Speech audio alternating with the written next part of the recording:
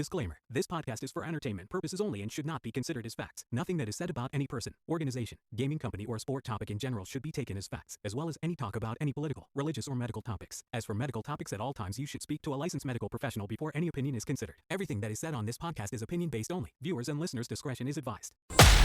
Welcome to the DrVtach Show. This podcast is a long-form conversation hosted by DrVtach with the top guests in the world of esports. All from owners, pros, semi-pros, former pros, and content creators of many games. So sit back, relax, and enjoy the show.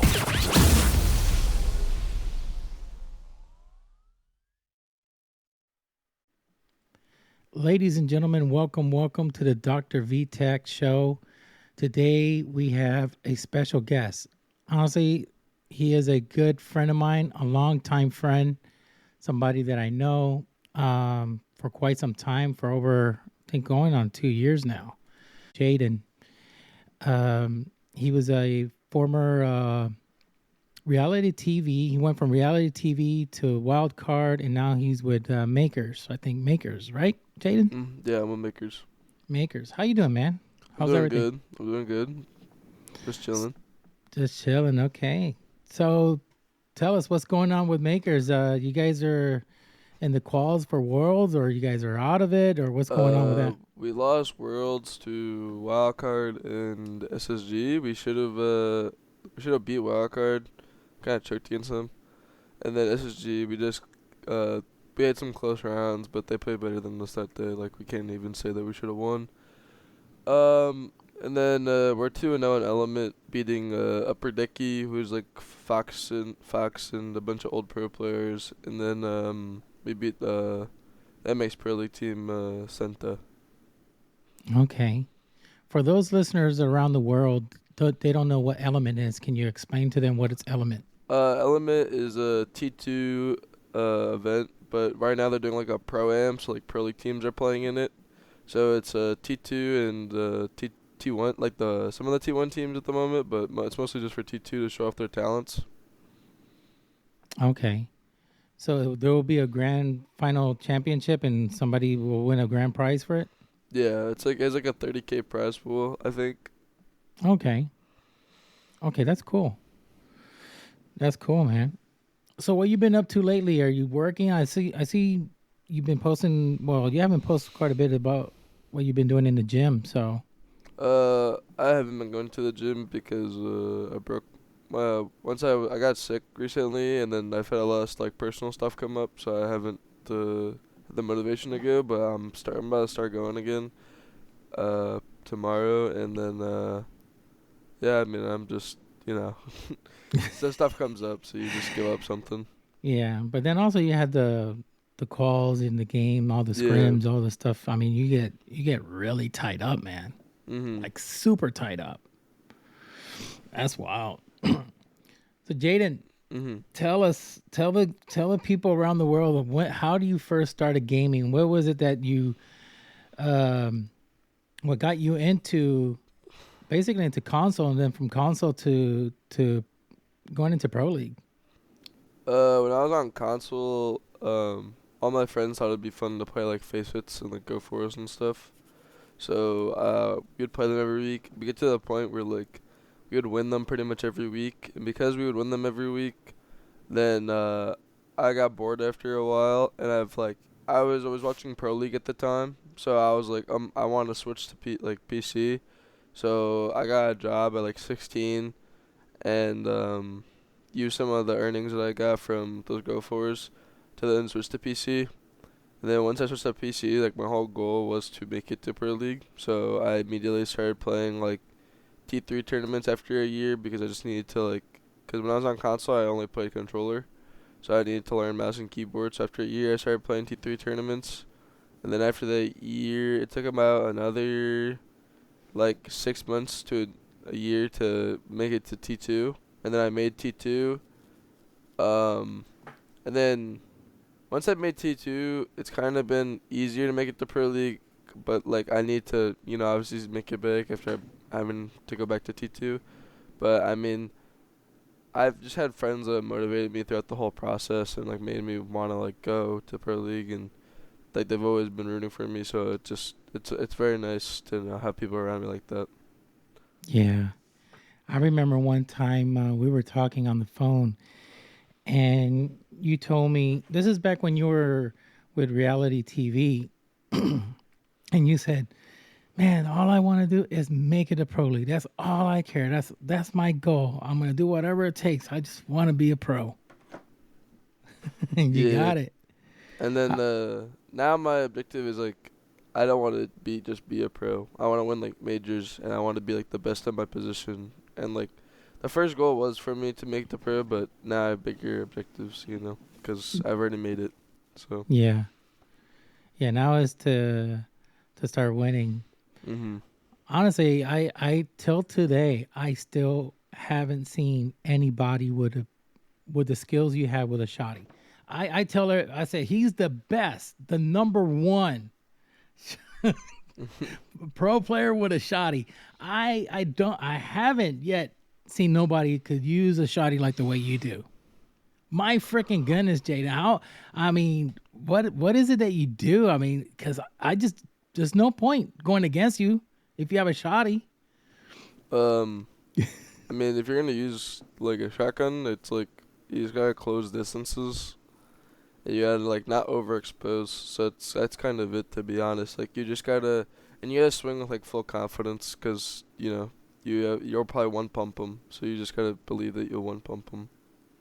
My goodness, man. I would literally break my PC if I had to go against you, because it's crazy. Your skills with a shotty is like a friggin' Tom Brady, throwing a Hail Mary. I mean, it's just pinpoint accuracy.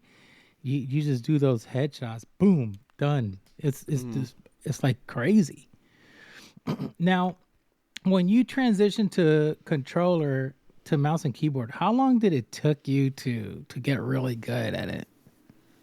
I would say I'm still getting like kind of used to it, but like I've gotten to the point where like it's like I'm a lot better with it. But to be honest, I've switched like my keyboard angle like 3 times, because ever since I broke my arm, like the one I used to use is not comfortable anymore. Mm-hmm. So, but it took me like 9 months to get to the point where like I was actually like a good like champion. Like I was able to hit champ like my first season, but I wasn't good with it till like 9 months. So I would say like 9 months ish, if you just constantly like are like progressing through it and like working on like your keyboard mechanics, because like that's all I was focusing on. I really didn't focus on my aim, because like it would be a lot easier to like work my mouse than it would be my keyboard. Correct. So everybody says that. They said, listen, the aiming part is the easiest. Yeah. Where you're gonna have a lot of difficulty is using the keyboard. Yeah. It's just because like there's just so many more keys. You could like fat finger keys, like you could do all that. But then like the mouse, it's like I wouldn't say it's similar to like a joystick, but like you kind of move it in the same way, and like you get used to it, because like with a little bit of practice, then it'll be good. Like because like all you need to like get used to is like your sensitivity. Yeah.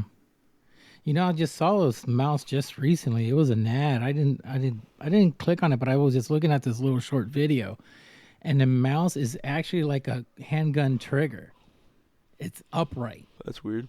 Yeah, it's really weird. I saw it. It's like it's freaking cool too. Mm-hmm. And then you just pull the trigger and just start shooting. I was like, dang, that's got to be really wild. Mm-hmm. So that's very unique. I would like to order that for myself. Yeah, it's a unique mouse. Yeah. So you still use a ducky? I know I remember back then you needed a keyboard because you keep on breaking them. Nah, I use a SteelSeries Apex Pro Mini, and then my mouse is a Razer V2. Okay. Razer Viper V2. So you couldn't get a Wooding? Nah, I could have got a Wooding, but when the Woodings were like popular and like I was considering getting that or the SteelSeries, the Wooding wait was like 6 months. So I just didn't want to wait 6 months, so I just got the Steel Series. Okay. Do you find the Steel Series more durable than a Dookie? No, not necessarily. I just feel like the Steel Series is like, not just as good as, I think the Wooting is probably the best, but like it's almost just as good as the Wooting. What makes them so unique? Is it the structure, the sensitivity when you tap on it, or is it the build quality to make sure they last long, longevity? What is it about it? I think it's like the software, to be honest, because like the software, well, the Wooting is like the build quality and all that, but like for the Steel Series to compete, it's like the software, because like you're allowed to do all the things on the Steel Series that you could on the Wooting.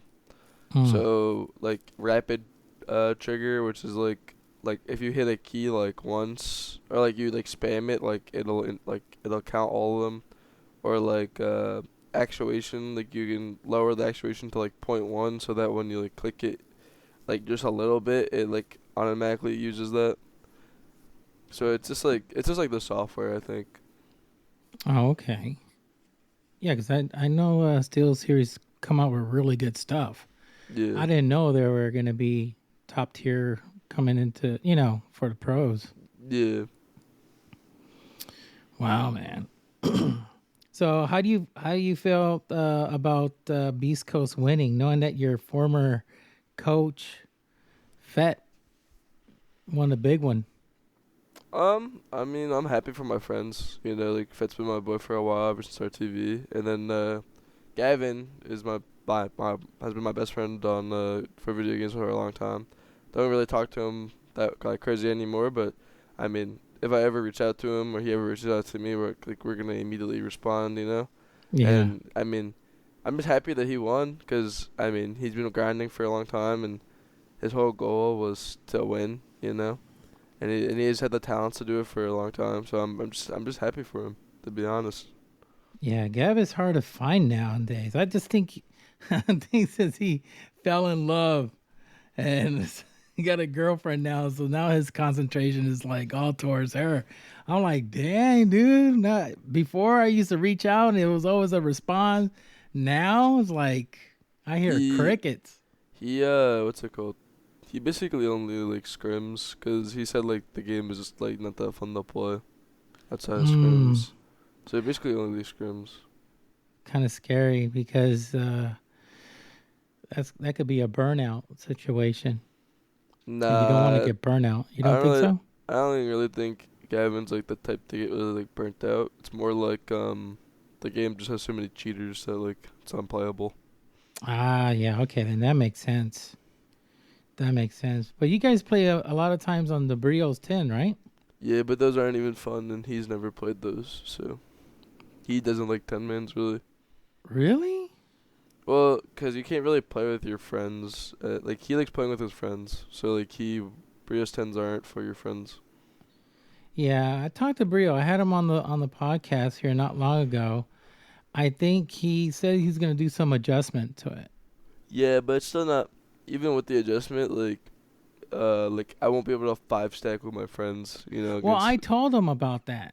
I gave him a suggestion. I said, listen, if you want to probably make it a little bit more fair and square, if these pros have personal friends, they have their friends and they're going to recommend them to join the Brios 10, I tell them, go for it. It expands it a little bit more, because it makes it a lot fair and equal. Because if you want to play with your buddies with a Brios 10, it'll be nice.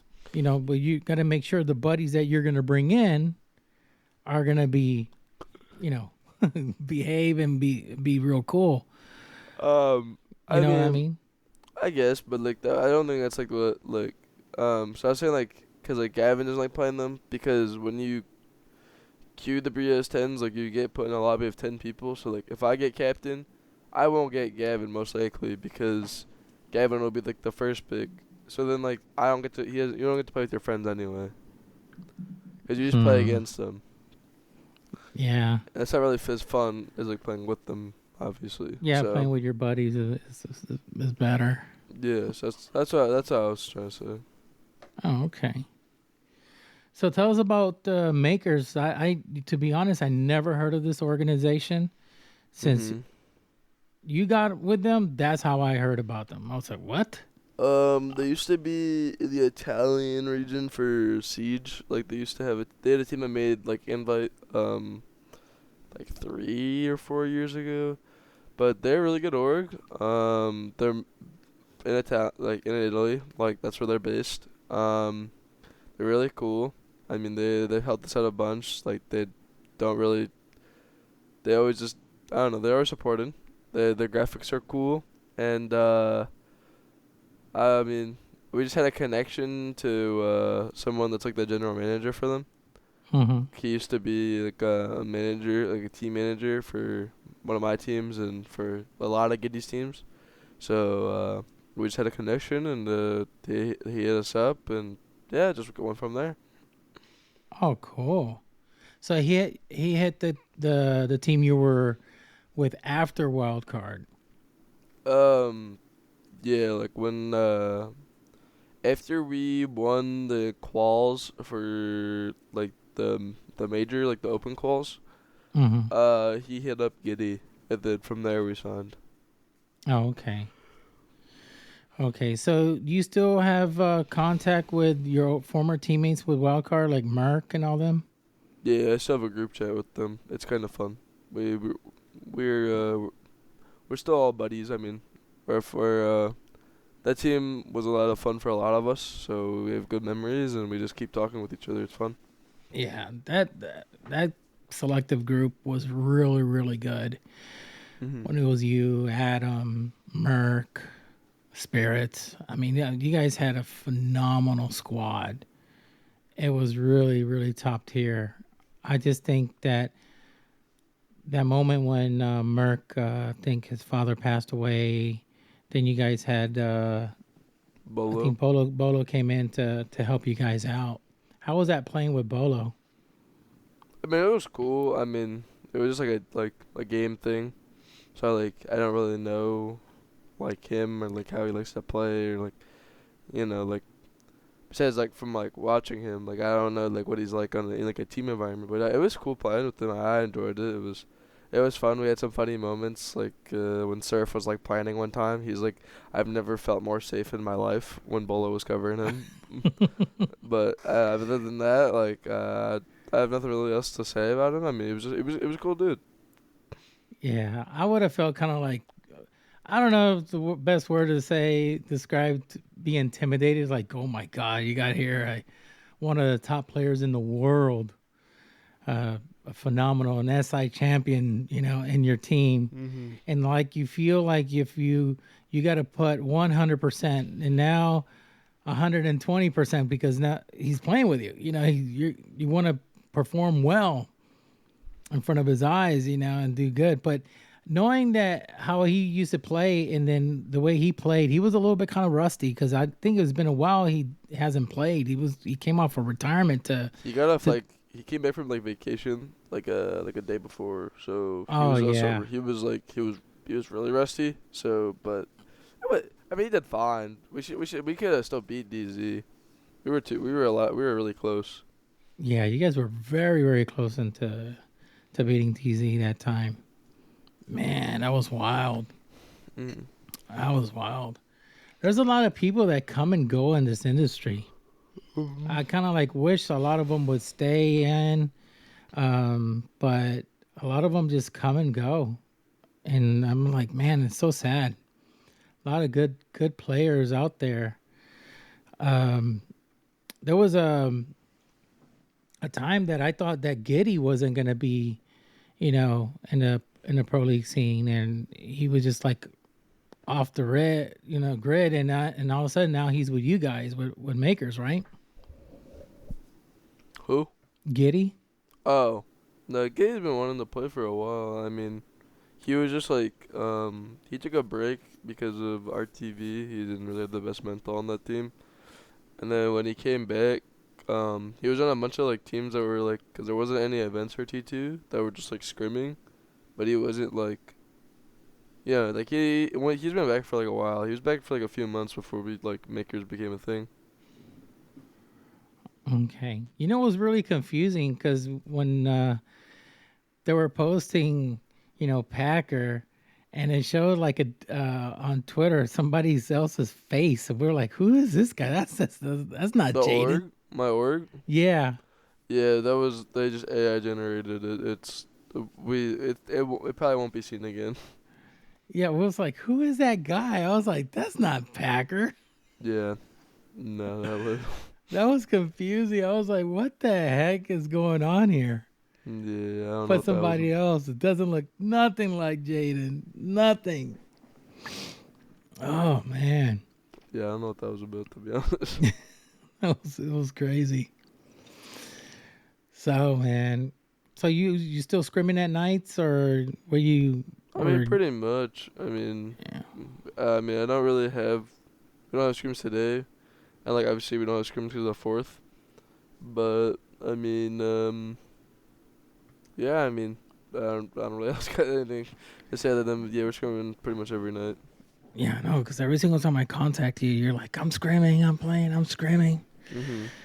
I'm like, dude, I just want to play at least one standard match with you. They're just so boring. Those standard I know matches. it's because you. I mean, let's face it. It's like you're driving a Bugatti, right? And you've been driving a Bugatti for the past 3 years. Then I come on and say, dude, let's ride this Lexus, or let's ride this Hellcat. And you're going to be like, oh, man, I got to go all the way down there, to a Hellcat. You're used to a Bugatti. Yeah. That's the thing. For me, I'm like, this Hellcat is fast. And you just laugh it off. You're like, okay, that's not fast. Yeah. I like Dragons. He plays really good. He likes playing with you. He loves you a lot. He talks a lot about you too. He's like, to his buddies and his friends, I got to play with Packer. He's a really cool guy. And from time to time. But rank right now it's just horrible. Yeah. It's horrible. And what's really crazy, even in standard, I'm facing a lot of cheaters in standard. Because they got to level up, yeah. Yeah, it's like, I'm like, what the heck why are cheaters in standard? It's to the point that it's just ridiculous. Mm-hmm. And right now rank is unplayable with so many cheaters out there. I haven't had champ yet because I just don't want to get the rank. Really? That's how bad it is right now? Yeah, I might like diamond once, but I don't want to get like the last however many points I need to fucking get champ because the game's just not playable, man. It's just not fun. Just not fun. Didn't they say they're gonna do some type of improvement with the anti-cheat? They say that every year. Nothing's changed. I mean, they just they have to come out with a new game where Siege is built on a fucking Assassin's Creed fucking shit. So it's just it's not really built on that anymore. It's obviously upgraded to the point where it's not built on the same thing, but the principles, and it's just the game. There's some shit they can't do, and the cheats instantly update after every update. So it's just not playable. It's just not. Do you think that all the pro players should all come together, all of them? I mean, from every org, and just make this massive tweet? I mean, it post do and say, hey, please give us a Rainbow Six Siege 2 because this is unplayable. Well, I think everyone's already been wishing that, all the pros, for a long time. So I think they've already been working on it. It's also their biggest game, so I think it's 100% being worked on. But even if the pros all came together and announced it, Ubisoft doesn't care about Twitter. They don't. Because if they did, then they would be doing stuff about the cheaters and whatnot, but they never have. So even big names like Jinxie wouldn't even remotely. Well, Jinxie plays consoles, so he doesn't deal with the issue. Oh, that's true. If Jinxie was on PC and their biggest content creator that averages fucking 50K plus viewers, even more, was loading 80 sometimes. Well, I was just whatever. Yeah. I was just saying if he was playing cheaters every game and was forced to end stream early because of cheaters, they would do something about it. But no one on PC is that big to stop it, and even if they were, Ubi's knowing about it and they've never done anything about it. So it's just. Yeah. Somebody told me, even if Jinxie was to say it, they wouldn't do anything. I mean, I wouldn't doubt it, to be honest.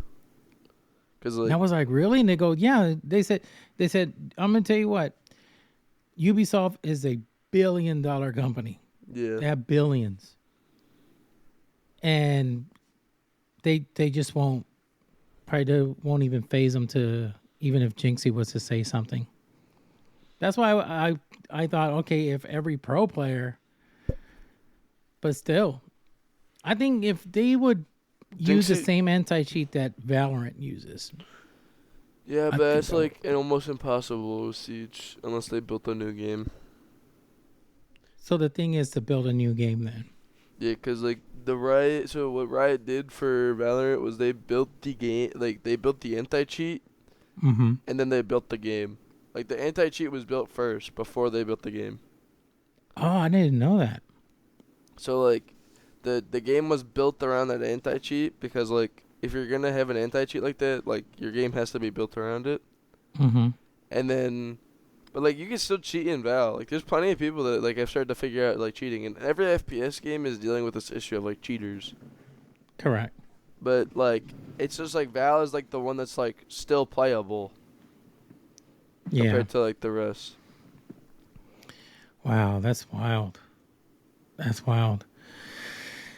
Yeah, if Ubi has the money for it, so I don't know why Ubi doesn't, put the money down and just go ahead and make it work, because the game is obviously, they're doing a lot of stuff to it. They're, the new operators and stuff like that, and the graphics looks still good. Looks really nice. Yeah, I'd say they could. I mean, they're $1 billion. I mean, these people are filthy rich. They could just okay, let me just hatch out. Let's just make a new game, Rainbow Six Siege 2, and that's it. I've heard that they've already been developing it, and it's like they're waiting for year 10 for year 10 to start. Those are the rumors, allegedly. For year 10 to start. And then when year 10's over, the new game will be the thing. First, I heard as well, they're gonna, once they reach a maximum, I don't know how many operators, defenders, I think it was 50 something, I don't know what, on each side. Mm-hmm. And then they were gonna make a switch, and they're gonna change it. I've been hearing so many things. I don't know about that, because, for us to get the 50 operators, it's going to be, years. How many we have right now? It's like 20. It's like 27 or 26. Wait. 27? Mm-hmm. I thought it was a little bit more than that. No, I'm pretty sure it's 27. Okay. Well, that was a rumor that I heard. It was 50 something or 50. Yeah, I've heard 50? That, but it will be a long time before you get to that point. Man, kind of sucks. It's such a good game. I mean, I like it. I play it because it just keeps my mind occupied, and also it makes me think. Everything I do in that game, you just got to think real hard what to do, what not to do. And it just makes you more focused. Yeah. But it's so sad that these cheaters are just making the game unplayable. And I feel bad for the newcomers. The people that are new are coming into the game and they want to try it out because there's their content creator plays it, and then their favorite content creator, is playing it. So they were like, okay, let me start playing it as well. And then they're facing cheaters. It's like on console as well. They're cheaters. It's sim players. People that mouse and keyboard to plug it in. Yeah, but I played console. Zim is not I would rather play Zim every day. Right? I'd rather face a sim player. At least Zim, you can beat them on controller. They're. I don't have an issue because I play controller on PC. So I don't really care. I could go against a Sim player. The Zim players aren't even like. I mean, they're obviously like you obviously have an advantage on Zim, but it's not like crazy. The controller players, they like kind of complain about it, or just, in my opinion, just to complaining to complain. But it is a way. It is cheating in a way if you think about it, because console comes already with their controllers and is meant for that. Yeah. I mean, I agree, but like I don't know. Zim has always been like a part of like for as long as I've been on console, like or was on console, it was always a thing. Yeah. So who was your favorite player when you were used to play console, and you were watching Pro League? Who was your favorite player? I forget, to be honest. I was like a long time ago. Was Serenity one of them? Nah. I mean, I watched his YouTube videos, but I didn't think he was. I mean, probably like Canadian at the time, because like Canadian always used to win. Back then, when I was watching. So I mean, probably Canadian. I thought Empire was good. So like the Empire player, Joystick. Oh, Joystick, yeah. Joystick back then. I mean, my favorite pros like currently to watch probably are like Souls. And what else? Oh, Souls, like Philippe Box Handy, like those two. I'm forgetting someone. Oh, NJR. He's my boy, so like watching him. And then that's pretty much it, to be honest. I was like watching like not support players, because like they don't really play support completely on their team, but like players that play in more like a passive way helps me learn a little bit, and like the decision making that they make, because I feel like they make a lot out of like the right decisions, so like I could watch them and like kind of use it in my own gameplay for like scrims and stuff, and go from there. Yeah, those are really good players you mentioned. A lot of people that kind of looked up to what was a Canadian, some Bolo, Serenity, Kickstar, of course. May he rest in peace. And some Joystick. And there was this other guy. He was a Brazilian player. I forgot his name. It was a short one. Who? Nesk? No, it wasn't Nest. Pino. Oh, the guy in Nip. Yeah. Yeah, Pino. He used to be like rated number 1 at one time. Like when really good. When they won the invite, yeah. Yeah. Pino was friggin' amazing. These guys played like really, really good. So, man, yeah. So, how is it that you got your gamer tag Packer Star? Because I know some people are going to want to know that. It was Packer Star, then you took it back. You took the star out and you put Packer. So, what happened there? How it got to Packer Star and then back to Packer? Well, I only move it to Packer when it's like when I'm on like an org, because you don't have enough space to do Packer Star dash or Packer Star dot, whatever your org is. Mm-hmm. So whenever it's like an org, I'll just do Packer. But Packer Star is it's really simple. I was like a big football fan growing up, and my family, like a bunch of them, was like Packers fans. Even though I lived in Jersey, like my family was all Packers fans for some reason. Like because they lived in Michigan, like upstate Michigan. So I was a Packers fan because of them, and I was a big football fan. So and I thought I was gonna go pro one day. So I was like, I'm gonna be the star of the Packers. So I did Packer Star, like on my console, and this has always been my username. Ah, phenomenal, because of the Green Bay Packers. Mm-hmm. Okay, so tell me, who's better, Brett Favre or Aaron Rodgers? Definitely Aaron Rodgers. Aaron Rodgers? Yeah, because, I mean, Brett Favre was, like, a gunslinger, but, like, yeah. I mean, Aaron Rodgers is just, like, one of the most accurate and best of all time. They did an interview with a couple of Green Bay wide receivers when Brett was the quarterback for them.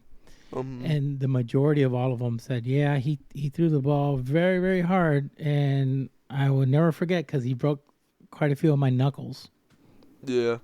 I was like, dang, he throws it that freaking hard that breaks their knuckles? Jeez. That's got to be painful. Yeah, he throws that shit. He did that ball hard and far every single time. He reminds me of that movie Rudy. You remember Rudy? The movie Rudy? Nah, I never seen that movie. You gotta watch that movie. It's about college football in Notre Dame, about this young guy. He was very short. I think I've seen this, Yeah. That movie is a phenomenal movie. It motivates anybody. That if you put, your mind to it and the heart, you could do it. You can make it. Yeah. You can make it. And he was on that team, and they got him to play at least one, I think a minute or 2 minutes. Yeah. At the fourth quarter, with only a minute left on the board, and they put him to play. It was funny. Yeah. Wow, I remember watching that.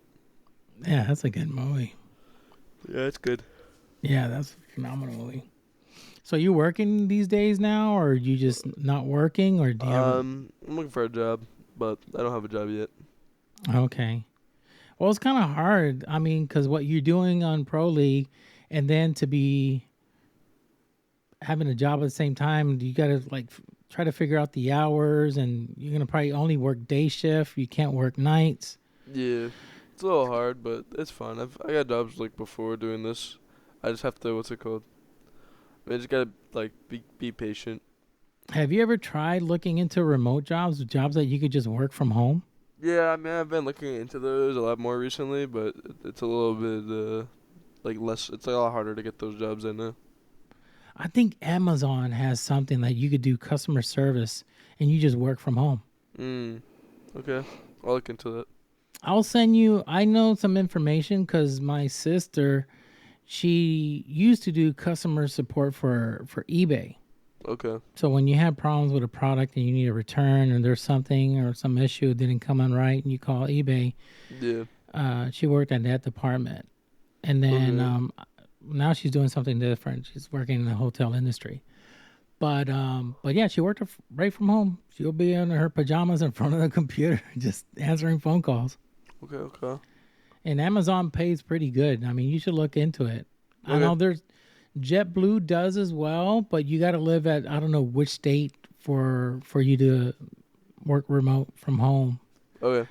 I think those are the best jobs for people that, they're into Pro League, working from home. Yeah, remote. Work remote, yeah. Because, everything you're texting, you're on the computer a lot. So if the guys needs to reach out to you, hey, we have a scrim tonight. You think you could show up, etc. And it's a lot easier for you. Yeah. Now, if you're working at a store or whatever, and the boss is like, hey, what are you doing on the phone? You can't be texting, you got to go to work or something. It's like, I'm just replying back to someone, you can get in trouble for that. But if you're in the comfort of your own home, it's a lot easier. Yeah, no, I get what you said. I don't disagree. Yeah. Wow. Man. So, MKERS, I'm kind of happy for you, man, because there was a time that when you left Wildcard, I was a little bit bummed out, to be really honest, because I was like, dang, you guys left. And you guys have your own reasons why and everything, because Wildcard that's a really nice org. They're really good people. And then when I found out that you got picked up by this other organization, this really unknown organization, I didn't know anything about it. And I was like, okay, cool. He's back in. Now, is there anything different about being part of this organization that's Italian versus an American organization? Not really, to be honest. I mean, the only thing is Wildcard was in the NAL. Well, MKERS isn't, you know. MKERS is what part of what region? They're not like, they don't have like a spot in like a region. Oh, they don't? They're not like NA now, since all of you guys are Well, they Americans? are for like T2, but like they're not, like they don't have an NAL spot. Oh. They don't have like a Pro League spot. Oh, they don't? No. So that means you guys cannot go to every, like, compete in every tournament, or you can? We can compete in like the T2 tourneys, but we can't go compete in like NAL and like that's the only thing that we can't compete in. So you guys can compete in SI? Well, if you win the qualifiers, you can. Okay. But like, I don't have like a chance at like qualifying through points. Oh, that's crazy. That's crazy. Now, are they thinking about becoming NA? I'm sorry. I mean, their goal has always been to make it like to be in like one of the like pro leagues, like either in EU, NA, whatever. But they just like they haven't got to that point yet because like the spots have always been bought when they've been trying to get them. Oh, really? Yeah. So who's the owner of the MKERS? Do you know? No, I don't think. I don't really know. I know Diego's like a co-owner, I think, and then Kill Hungry is like the general manager. That's all I really know. Okay. Co-owner. Talking about co-owners, I did not know Team Wild, the co-owner is Usain Bolt. Yeah, he's like an investor, yeah. I was like, what? And I found that out just by a miracle by looking at a tweet. He was wearing their jersey. I was like, this guy's wearing his Wild's jersey at the eSport org. And come to find out, they're like, yeah, because Wild follows me on Twitter, the org, and they replied to me. They go, yeah, he's co-owner. I was like, oh, that's freaking sick. That's crazy. Usually the owners are like, nobody talks about them. They don't know them. You know, these players are just, you know, they're into their things and the fans. Well, as like a player, like you probably only talk to like the general manager, so it's like it's a little hard to like know the owner because like the owner doesn't really talk to you that much. Yeah, they're in the back doing a whole bunch of different things. Like on Wildcard, I only knew one of the owners. Oh, you didn't know both of them? No. Well, I knew the like other people, but I don't know if that guy was an owner or he was like the I don't even know. But I knew Ben was an owner, and then I didn't know like the other owner. Yeah. I knew there was like a dude like I don't know his name anymore. I forgot, but I know he was like the manager of like funds and everything for like the org. I don't know what his role is. And then I know. You mean Griff? Yeah. Yeah. I don't think he's an owner though.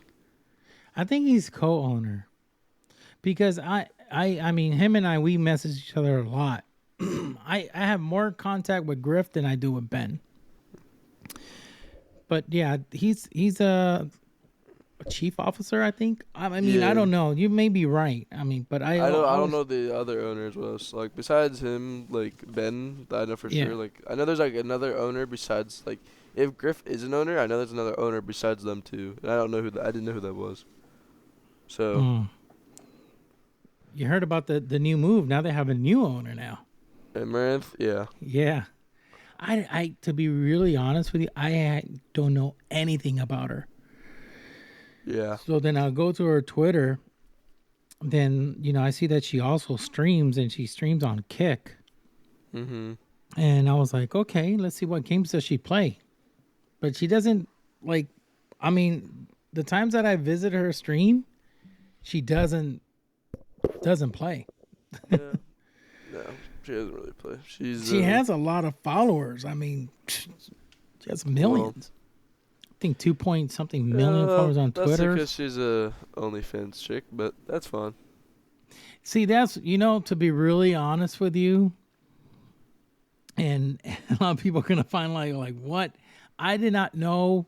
See, I'm into my job, my family, and just watching Pro League, watching you when you're streaming. I'll just be lurking and, just watching these guys play. But when it comes to like the socials and OnlyFans, I'm like, what's OnlyFans? Then when I'm like looking into it, I'm like, I don't think this is for me. My wife will probably kill me. Finds out that I'm looking at OnlyFans. I had no clue. Honestly, I had no clue. It was kind of wild. I was like, oh, okay. I see now. Because I'm thinking, okay, she's a content creator. She's probably into some type of,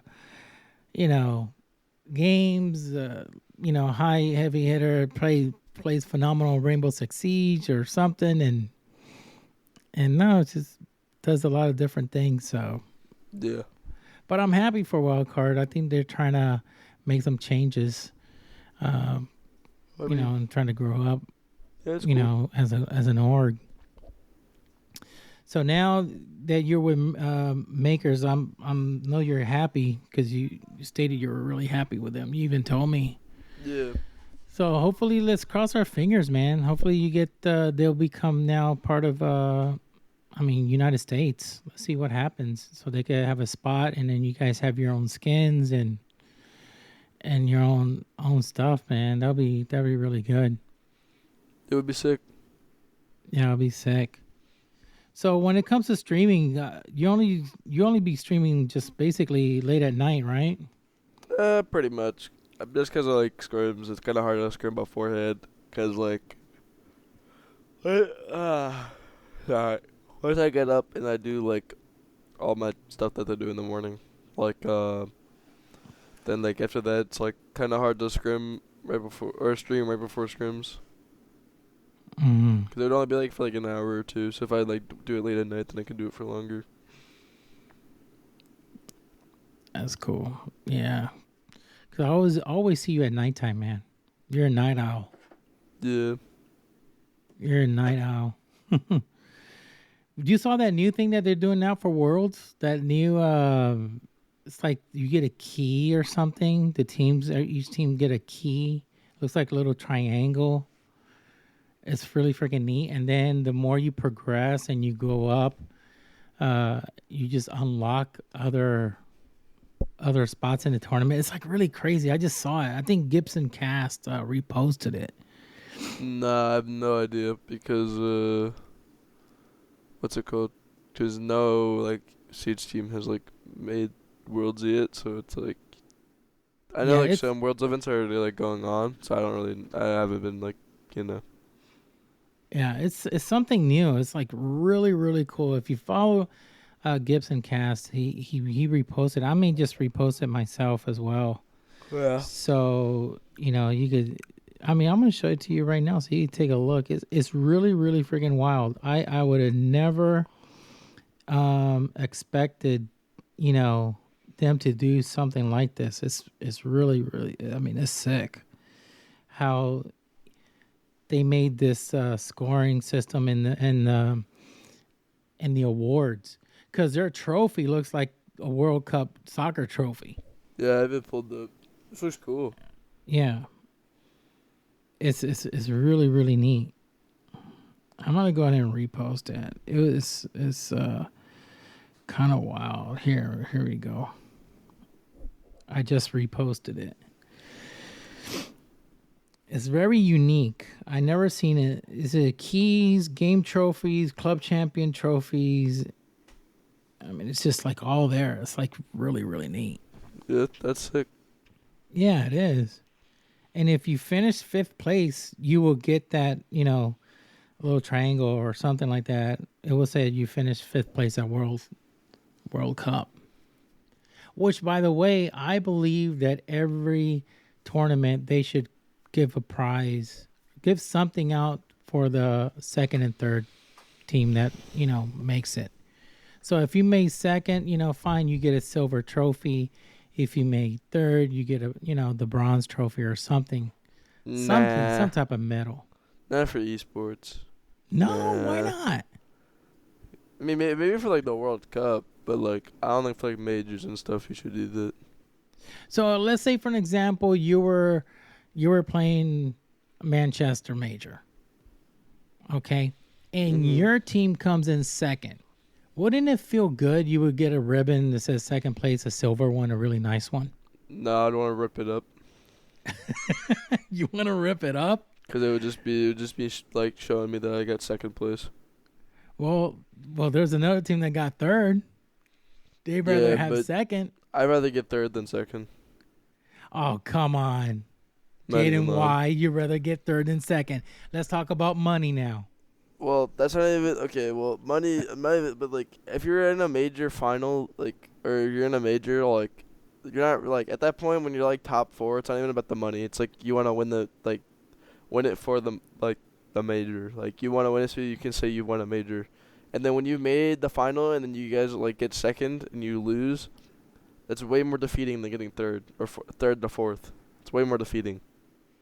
Well, it's not defeating, but it's just sad. It's like sad. Like you just think about it way more. In my opinion. Okay, well, I understand that, but what do you think about the Olympics in real life? These people. But that's different though. Like I feel like for like the Olympics and stuff, it's like you've trained your whole life. You have so many more people to like competing against you to take those spots away from you. While in Siege, it's like it's an esport. Like. To be honest, like it's winner. It's like you win it all or you don't win it all. I know, but that's okay. I see your point. But if you come in second, you still basically won a good chunk amount of money. Okay. Yeah. So you're just gonna get a check. But if I could get a silver medal for it, I would still be happy. I mean, you will always put it up and you remember it. You wouldn't really. I mean, you wouldn't complain, but I don't think you need to have like the medal or anything. You don't think so? No. I think it will be cool, man. Nah. No. So you rather take third, guys? Everybody's listening. You rather be third. I'd rather be second. If I don't win it, because somebody's got to lose. Think about it. Somebody's got to lose.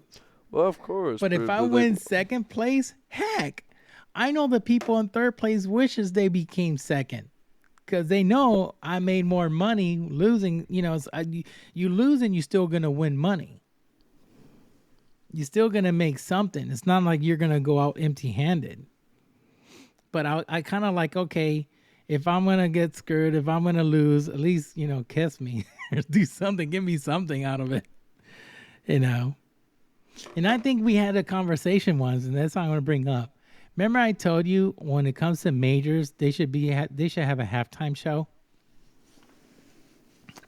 Yeah, but like they definitely don't have enough money to do that. Okay, but what they could do is they could bring a nice, cool DJ. They could afford. I mean, Ubisoft could afford to bring a nice, good halftime show instead of looking at that dumb clock down. The clock just ticking down. Then you got the casters repeating the same damn thing. A halftime show would be just so unserious, I think, in an esports event. What? Yeah. Oh, my God, Jaidan. You can't believe that, man. Honestly, you can't believe that. You're telling me that if, for an example, Lil Wayne was to just pop up, or okay. Let's put Snoop Dogg. Snoop Dogg is a gamer. I'm not saying Snoop Dogg goes in and just sings 15, 20 minutes. How long is a halftime show? Between maps, it's like 10 minutes. Okay, but 10 minutes between maps. A halftime show at the Super Bowl is like 45 minutes. I thought it was 30 minutes. It's like 30. Yeah, it's like 30. Yeah, it's 30 40, minutes. It's like 30 minutes. Don't add more minutes to it, Jaidan. It's 30 minutes.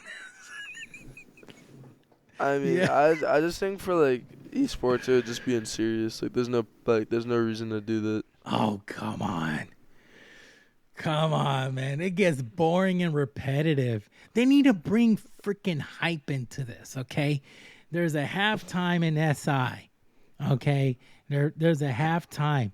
And I'm saying if there's an SI event and there's no freaking anything that, man, put freaking cheerleaders up there, man. Get the crowd wild, get them pumped up. Some music, something. Well, that's just you, because like the whole reason you would watch like an invite is to watch like the best teams in the world. Like, of course. But I'm saying like there's no need to like do the Super Bowl event like or like the halftime show. Look, how many people watch the Super Bowl just for the commercials? Tell me, there's tons of people. But that's because of the tradition, though. Like the tradition for esports isn't to have a halftime show. Oh god. The reason you watch like the esport is because you enjoy like the esport. Oh man. I mean, I'm gonna be honest, man. It'll be really cool. It'll be really cool. I mean, it'll be really cool to have a halftime, man. I think if Snoop Dogg, if he's listening by miracle, contact you, that'll be cool. On our halftime show, while we wait for the teams to prep, having freaking Snoop Dogg, that'll be crazy. The artists don't ever pay for like to do the halftime show. No, the company will pay the artist to do the show, to be on that show. Yeah, but it's never. But I'm saying like at that for like the Super Bowl, like the Super Bowl never pays the artist, ever. Oh really? They never pay them. Like they only give them a budget of like what they could do for the Super Bowl, and then they just play at the Super Bowl. Oh snap! Okay, wait 1 second, because I hear these commercials cost millions and millions of dollars just to have 10 second, whatever, 14 seconds on for an ad. So the artist doesn't the NFL does not pay the artist anything. No, you don't get paid anything. You get a certain budget for your show. Mm-hmm. And then you just perform the show, and that's what you get paid basically. Is because like when you perform at a Super Bowl, you get paid so much because like you get so much publicity. Oh, so basically it's publicity. It's to get to sell an album or something or whatever, or also it's be part of that tradition. You were in a Super Bowl. That's like freaking amazing. That's why. But yeah, it's like I don't think like Snoop Dogg would ever get paid enough to perform for the 6th Invitational. Oh God, it will be sick millions. Though. It will be sick though. You can't tell me it wouldn't be sick. It would be cool, but like I'm saying, like I don't see like a point for it for like Ubisoft to do it. Dang. Or like any like even like CS:GO, who's like like twice as big as Siege. I don't see a point. I mean, yeah, that's true. CS:GO is twice as big. What's bigger, Overwatch or CS:GO? Yes, it's not even close. Really? Not even close. Dang, because those Overwatch crowds are huge, and Dota as well. I always question myself, why are those... Dota might be bigger than CS, but like Overwatch is definitely not. How come those games are not as popular in the United States as it is in Europe? I don't know. No idea. I think it's more like I think it's like a cultural thing, to be honest. Right? I think it's just a culture thing. Once you have a little baby, okay, I'm going to introduce you to CS, Counter-Strike. You're going to learn this since you're 5 years old and up. Also in Japan, it's like those games are like more fit like them. Yeah, I like those, like the Dota games, Japan and all. Yeah, it's true. You don't see too much like Call of Duty down there or Rainbow Six. No, not really. That's kind of wild, man. I don't know, man. I to be honest, I really kind of would like to see something, some type of really, because the performance they do for SI, that orchestra playing, the music, it's like phenomenal. It's like the entry, everything is like freaking insane. But then not to have a halftime show, it kind of like bums everything out. I mean, for me, it's my opinion. I just see it like okay, I'm waiting for something. It's halftime now. Let's have something. Let's have some music. Let's do something. I think it will be cool. There's a special performer, somebody's going to come up and sing, or they're going to do something. I mean, just something just different out of the ordinary. I think it'll be cool. Yeah. Well, Jaidan, I know you're a busy man, and I want to thank you so much for appearing on the show. No problem. Because, I've been trying to get you on, but you've been very, very busy. Then you had the calls, and you're scrimming all the time, and finally, have some time myself so I could bring you in. But I want to thank you so much. You've always been a really good friend, very humble. Out of all the people, if it wasn't for you, man, I wouldn't be where I'm at right now. I gotta thank you, because a lot of people don't know, and I'm gonna say it. Jaidan was the one that opened the doors for me, basically, on the Rainbow Six scene on the Pro League side. I first modded for him, then I modded for other pro players, and then I modded for another pro players, and then it just went on and on and on and on. And, and then a lot of people knew that he was my friend, and then they friended me, and it was a snowball effect. But it all started with Jaidan. He gave me a good opportunity and to mod for him, and then we just became friends then on, and we got to play a couple boring unranked matches, like he said, but it was still, you're playing with a friend, you're just having a good time, but I want to truly thank you for that opportunity, and for you sticking around, being a really good friend. No problem. I got now from 4 countries I was being listened to, then 25 countries. Now I'm being listened to over 45 countries worldwide. I think I'm at 46, they told me. They just gave me a report. You're at 46. I was like, gosh. So yeah, I have listeners in Taiwan. Taiwan, Sweden, Russia. I mean, all over the place. I'm like, geez. Got listeners all over the place. Netherlands, I mean, you name it. Canada, I mean, I got it all over. Hawaii, Australia. I mean, it's they gave me a list, so I may post it later on in the future. But it all started with you, man. I want to thank you so much, man. No problem. Okay. So, Jaidan, I give everybody a minute to give it out their socials. Tell everybody where they can find you, times you stream. You got a minute. The stage is yours, brother. I usually stream late at night at twitch.tv/PackerStar6. My Twitter is PackerR6. I post on YouTube sometimes. That should just be PackerR6 again. But I mean, shout out to all the fans. Shout out to all my friends. And shout out to my org. And yeah, that's pretty much it. That's all my socials. I mean, I stream late at night, so if you guys want to tune in, that would be I'll probably be streaming tonight like 8 p.m. So yeah. Well, folks, there you have it. The man himself, the mastermind of shotties, man. Trust me, you want to see the best R6 player with a shotty is Packer. I put my name on it. I haven't seen nobody use a shotty like he does. He's phenomenal. He is phenomenal. But yeah, follow him on Twitter. Is Packer R6. Okay, Packer R6.